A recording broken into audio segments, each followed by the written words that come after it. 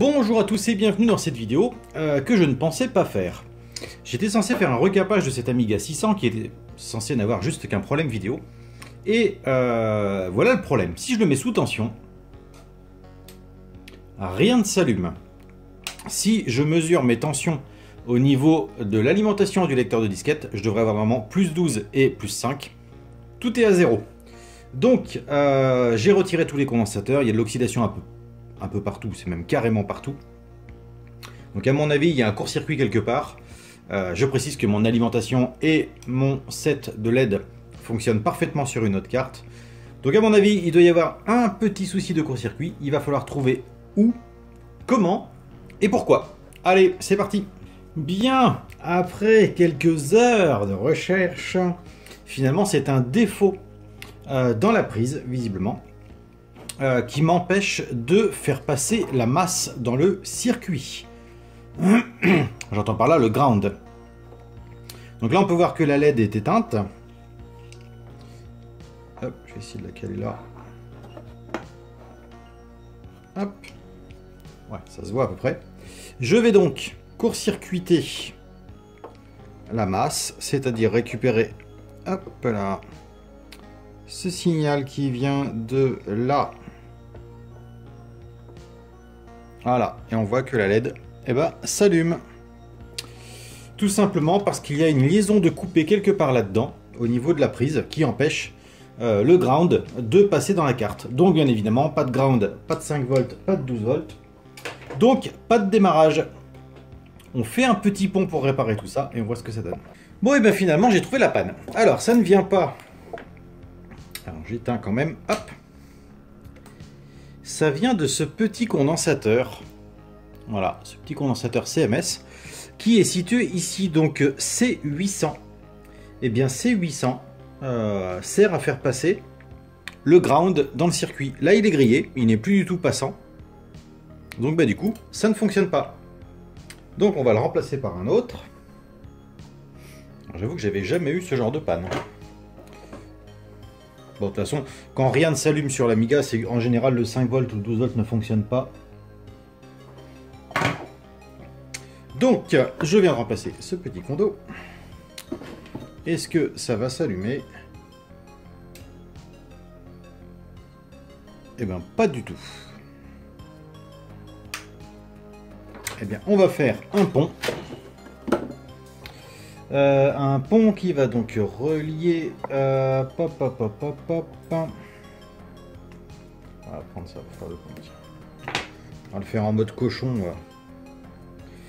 Juste pour vérifier que ma théorie est bonne. Donc, arriver là.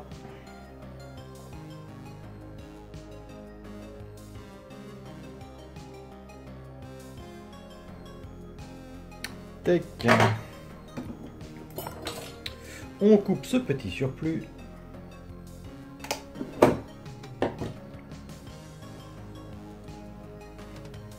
Et donc normalement on doit avoir une masse qui est correcte. C'est-à-dire qu'on doit la retrouver là. Ok, et on ne doit pas la retrouver ailleurs. C'est surtout ça qui est important.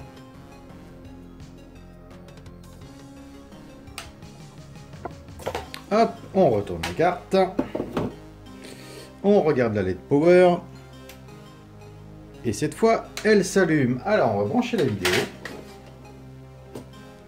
On va remettre la ROM qui était fournie avec, c'est-à-dire... Bon non, on va mettre une diagramme, tiens, j'en ai une sous la main.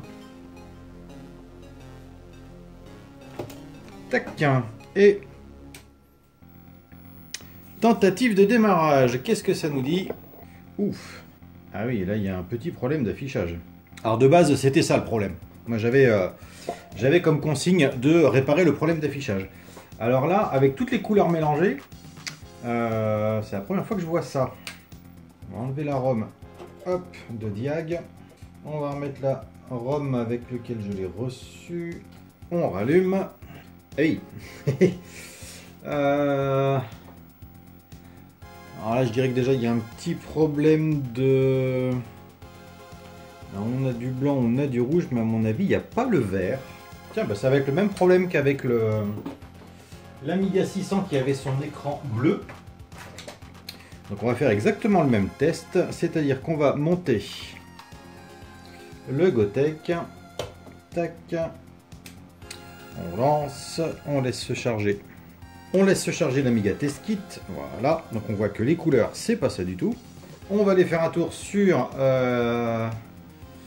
vidéo et RGB gradient. Et là, on voit que le vert est complètement absent. Et comme c'est une carte qui est très oxydée, je suis à peu près sûr que en cherchant sur le circuit vert, eh ben, il est tout simplement à 0. Et le vert... Ah, il va falloir que j'aille faire un tour sur PCB Explorer. Bien. Donc, comme pour l'autre Amiga, on va faire le même principe. On va utiliser l'oscilloscope. On va aller chercher le signal rouge. On voit sur l'oscillo qu'il est présent. Le bleu, il est présent. Et le vert est présent. Donc, c'est pas comme la dernière fois. Là, on a le signal sur les 3 transistors. Maintenant, est-ce qu'on l'a au niveau des bornes d'entrée du CXA 1145?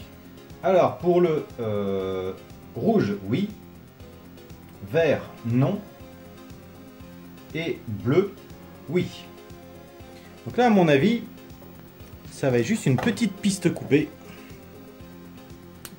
Hop. Et à mon avis, il va simplement falloir récupérer le signal là. Et donc le rentrer dans le signal vert là. Tac.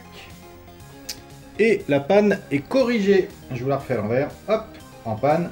Hop, corrigé. En panne, corrigé. En panne, corrigé. En panne, corrigé. Bref. Allez, c'est parti pour une petite séance de pontage qui devrait corriger le problème. Bien, après de longues recherches assidues, j'ai fini par trouver une résistance grillée et une piste coupée. Piste coupée que j'ai donc réparée juste avec un fil pour le moment, histoire de pouvoir la relier à son point où elle devrait être si la piste n'était pas coupée. Et j'ai une résistance grillée R232B et en même temps j'ai cette résistance qui n'était plus reliée. Vous voyez le pont ici, on va avoir une résistance, un transistor. Et bien il y a une coupure ici. Donc j'ai fait un petit pont pour les relier. Donc en gros, je suis parti du condensateur là pour rentrer dans l'entrée du CXA 1145 pour avoir sa sortie qui arrive là, qui passe là. Résistance grillée, je l'ai remplacée. Réparation d'un petit pont. Et donc maintenant, si je retourne sur mon écran, hop, j'allume. Et voilà, on a une image correcte. On va aller faire un tour dans vidéo. Hop, et voilà. On a un très joli RGB.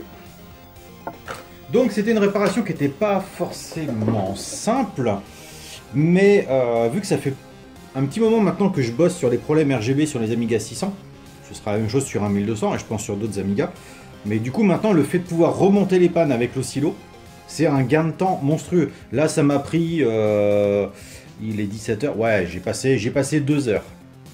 2 heures le temps de retirer les condensateurs, de nettoyer, de voir qu'il y avait le problème vidéo. Donc j'ai bien vu tout de suite que c'est le vert qui était manquant. Donc j'ai remonté le circuit du vert en partant de Denise jusqu'au premier transistor. Bon là le signal était bon.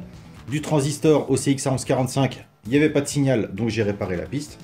Et ensuite en remontant petit à petit, et bien du coup je me suis rendu compte que c'était une résistance qui était grillée.